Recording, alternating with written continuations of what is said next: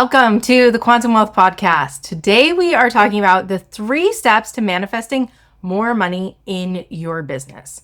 My favorite business plan has always been manifestation. So today we are talking all about manifesting in your business. And here is the thing. Manifesting in your business is no different than manifesting in your life. It's just that we complicate it because there's a lot more money involved. Business is just something that is so structural, so masculine. So this is how you do things. And manifestation is not like that at all, which is why I love blending manifestation into your business and using it as a business plan. Because so many entrepreneurs, so many business owners, they think they need more systems, more plans, more strategy. And manifestation is the total opposite of that. You decide what you want, you hold the vision of it, and then you let the path reveal itself. You know where you're starting, you know where you're going, and you don't know the middle bits, which is really what a business plan is. It's the middle bits to how to get to where you want to be, where you want to go. So this episode is for the business owner who's overthought everything, who has tried everything and is ready to just trust, who is ready to surrender and trust the process, trust the universe. Because with manifestation, you don't need to know the middle bits. You just need to know where you are right now and where you're going and the next aligned step. That's it. Everything else is up to the universe. You don't have to figure it out. So step 1 to manifesting in your business is to decide what you want. And when you decide what you want, I want to challenge you to stop playing small. The first step of manifesting in your business or in manifestation period is deciding what you want. So the first step of manifesting is getting crystal clear on what you actually want, on what you desire, not what feels realistic, not what feels safe, but allowing yourself to get so dreamy and crystal clear on the vision that you have for your business. So here's what I see so often. Most entrepreneurs, they cap themselves before they even start because they don't want to be delusional. They don't want to be disappointed. And they're thinking, well, I want this goal. I want to make this amount of money, but it seems so unrealistic. I hate that word, right? That it's not doable. And so they play small. And the biggest thing I see when I start to coach is that they're playing small. They're not owning what they want. And the first thing you have to do is decide, what do I freaking want? Because here's the thing. You can have whatever you desire and you have to be able to claim it. That is step 1. So ways to figure out what you actually want is think, if I could not fail, what would my business look like? What would be the revenue I would be making? What would the lifestyle I would be living? What would that be like? What kind of clients would I work with? What kind of freedom would I have? And don't worry about the how. Just decide what you want, because the how will reveal itself. The how is not your job. And so when I get one-on-one coaching clients, one of the first things that we do is I send them a journal with all these questions to prompt them. And I ask them to dream really, really big. So we don't start with their business and where they're at. We start with, what do they desire? What do they want? Because you have to get really dreamy and think big picture with what you want in order to manifest. And what I love about this is when people start to do it, then they get a little braver. They get a little more courageous. They get a little bit more confident declaring what they want, declaring what they desire. And doing this is literally manifestation, right? If you feel uncomfortable saying what you want, that's totally normal. And let's normalize it so it doesn't feel so big, so it doesn't feel so far away, so it doesn't feel like this distant idea, dream, goal that is not right here with you right now. Because here is what you need to understand about the subconscious mind. It does not know the difference between realistic and unrealistic. It just knows what you tell it is true. It just knows to respond to what you tell it is true. Our brain has a confirmation bias, and it looks for what you decide to look for. So you want to tell yourself these big, dreamy, lofty goals like shoot for the moon so that you can achieve them. Because if you can't dream it, you can't become it. But here's the thing. If it is on your heart, if there is a desire that you want, it is meant for you. The universe does not give you any desire that is not possible for you in some capacity, in some quantum field. You already have that desire. So it's your job to claim what you want so that you can get it. And when you're claiming it, be so specific, because if you're vague, the universe will give you vague back. It will not give you necessarily what you want. Let me give you an example. The first time I decided I was going to manifest money, I just said, I know I'm going to call in money and it's just going to come out of nowhere. And I was so hell-bent on like, I'm just going to get money. It's going to come out of thin air, right? And it wasn't long before I got a check in the mail. And it was from something random, something I never could have expected. And I was like, oh my God, I did it. I manifested money. And I was so vague. I didn't say anything about the kind of money. It was like 40 cents or something like that. So when we put out these vague desires, we're going to get vague things back. So be specific. Don't be attached to that exact thing, that exact desire, that it has to come this way, but get really dreamy and specific with what you want so the universe can deliver it to you. Once you are crystal clear on what you want, you've decided what you want. You're not playing small. You're like, this is what I want. You're dreaming big. You're super specific. The next step is to hold the feelings and the vision. So not the plan, but the feelings of your desire, the visions of your desire. So this is literally the opposite of a business plan. A business plan is the how. It's how we're going to get there.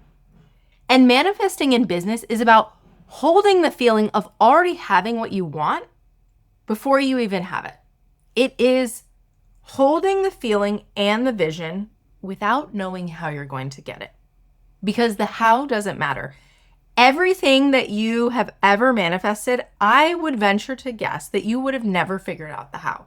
The miracles, the most amazing things that you have created, that have come into your life, that you've called in, you didn't know the how. Because if you knew the how, you would have already done it. So you don't know the how. Otherwise, you would have done it. So just let go of that, because you're not going to know that until it's done. So strategy is about the how in business. It's how you're going to make the money. Manifestation is about who you're becoming while you do it, right? So manifestation is being the person who has the desire now. It's holding the vision. Strategy in business is about how you're going to make the money, right? It's all about the plan, the how. But manifestation is about who you're becoming while you do it. It's holding the feeling, holding the vision, and staying true to that the entire time. You know where you are, you know where you're going. You don't need to know the in-between. So your job is to release the attachment to the how. You may have a preference for how it happens. Great, right? I think that's totally normal, and release it. Release the attachment. Know that the universe has your back and that it's going to come in the way that it's going to come. You're not going to know it. It's probably going to come in a way you never expected, and you need to release attachment to having it. And this is such a tricky part. This really trips people up because it's like, well, okay, Jillian, how do I hold the vision for what I want and release the attachment? And it's getting out of that wanting energy. When you are wanting something, you are not in having energy. You're in wanting energy.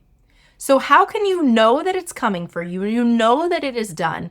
You know that it's happening, and you're not attached to getting it. You're not attached to the how. You're not clinging it. I want you to think of holding sand in your hands, right? It's that analogy that we've all heard.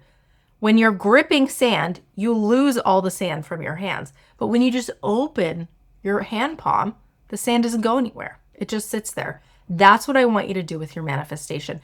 I want you to know that it's coming. Hold the vision for it.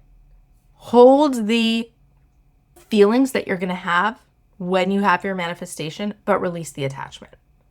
So let's talk about the feelings a little bit. The only reason you want something is because of how it's going to make you feel. So what are you going to feel when you have that? What are you going to feel when you have $1 million business? What are you going to feel when you're making 10K months? What are you going to feel when you have a full staff? What are you going to feel when you only have to work 20 hours a week? And then feel that now. And you can feel it, because you wouldn't desire a feeling if you hadn't have felt that feeling before. You wouldn't be able to crave it. You wouldn't be able to desire it. And tap into that feeling and feel it as often as possible now. And then as you're holding the vision, as you're releasing the attachment, the middle just starts to reveal itself. The how reveals itself as you move. So your job is to stay in the energy of the version of you who has your desire. So I want you to ask yourself this when you're manifesting in your business. How does my future self feel about this? How would she react in this situation? How would she move? How would she dress today? How does she make decisions? How would she post this post? How would she handle this conflict? What would she do about this client? And that is holding the feeling. That is holding the vision. It's holding the vision without a perfect plan, right? It's having the clear vision, the clear energy, the feeling, and just trusting that it's going to unfold in the way it needs to. Manifestation is not passive. It's not wishful thinking. It's being very intentional and embodying the frequency, the feelings of what you desire before you have what you desire. And this leads us into the third piece of manifesting in your business, and it's taking inspired action, even when you don't know the full path. Manifesting, it's not just visualizing and waiting either. It's about taking inspired action. And I talk so much about practical manifestation, and the reason is I believe that you need to take action. Action is needed for manifestation. You can't just sit and hope and pray and visualize without doing anything, because that's not going to manifest anything. Inspired action is action that feels light, action that feels aligned, action that feels energizing. Like it's filling you up. It's not forced. It's not heavy. It's not something that you quote unquote should be doing. So when you are taking inspired action, what I want you to ask yourself is, what is one thing I could do today that would move me closer to my bigger vision? And whatever comes to you, trust it and do it. You don't have to know all the pieces. You don't have to know step D if you're on step A. You don't need to know what step X is when you're on step A. You just need to know what step A is. And even if step A isn't the right step or the step that moves the needle, it is the right step because it's going to get you to step B, and that might be the one that moves the needle, or that will lead you to somewhere that you didn't see coming, right? So the more you take action, the more inspiration reveals itself.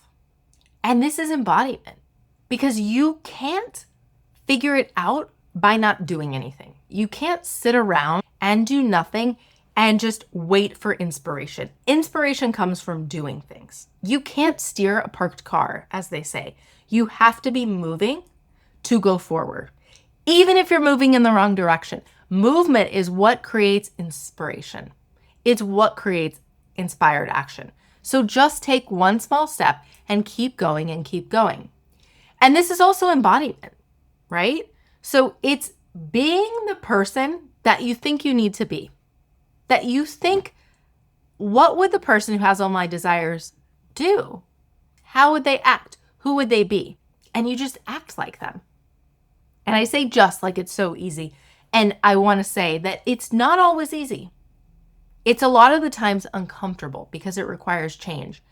And change is action, change is movement, change is energy that will get you to where you want to be. Manifesting is reverse engineering. And that's what embodiment is. It's doing the thing before you have the results, proving that you have the thing. It's acting as if. And if you act as if, it will come to you. So ask yourself, what is one nudge that I'm feeling right now in my business that would get me to my goals? And do it. And do it, because that is going to lead you to the next thing. There is no right or wrong. It doesn't have to be big. It just has to be aligned. Because here's the other piece of manifestation. The energy from which you manifest will be the energy of your manifestation. So you want it to feel good. You want it to feel aligned. You want it to feel right. Now, that doesn't mean that it's not going to feel uncomfortable. It doesn't mean that it's not going to make you nervous. Nerves, anxiety, excitement, they're all similar feelings in our body. So don't let that hold you back. Sometimes inspired action is a little uncomfortable, but it's that uncomfortable of like, ooh, I'm doing something that's helping me grow. It's helping me be more courageous. It's expanding my edges. Because when you do that, that is the inspired action that moves you forward, that creates a new reality for you. And the more steps you take on this path towards your future self, towards embodiment, the path is going to reveal itself as you're walking it. And I want to say that inspired action in your business can also look like basic manifestation principles that you use in your everyday life. It can be visualizing your future offers, your future clients. It can be visualizing your revenue. It can be journaling. It can be practicing gratitude. It can be journaling from the perspective of your future self, the one that has your goals, the one that has your desires. It can be setting intentions before you pitch yourself, before a launch, before a sales call, before an event, whatever that may be. It could be getting really intentional about the work that you're doing. And it's taking aligned action, even if you don't have the full plan. And trusting that the universe will reveal itself to you. Trusting yourself that you'll know what to do when you get there. You're just not there yet, so you don't know what to do. So follow the nudges. So here are some questions and some prompts that I want to invite you to play with. And this can look like sitting down and journaling. You can write these down right now and answer them after. You can jot them down and come back to them when you're on a walk and just think through them.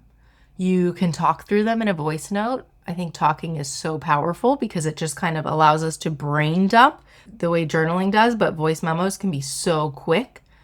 And answer these questions wholeheartedly and honestly. And the first is, what do I actually want for my business? What do I want? If I could have anything, what would I have? And then who would I be if I had it? Because spoiler, that's how you're going to act right here, right now. And how does my future self, the one who has my desires, feel right now? And lastly, what is the one inspired action I'm being nudged to take today, right now? Doesn't have to be big, but what is one thing I can do right now? So those are the 3 key points to manifesting in your business. Deciding what you want, holding the feelings, holding the visions, and then taking inspired action. Here's the thing about manifesting. It looks different for everyone. It is a personal practice, but it always starts with clarity. It comes from feeling and from aligned action. So I just want to remind you, you don't need to know the whole plan. You just need to decide what you want, hold the vision, and take the next step.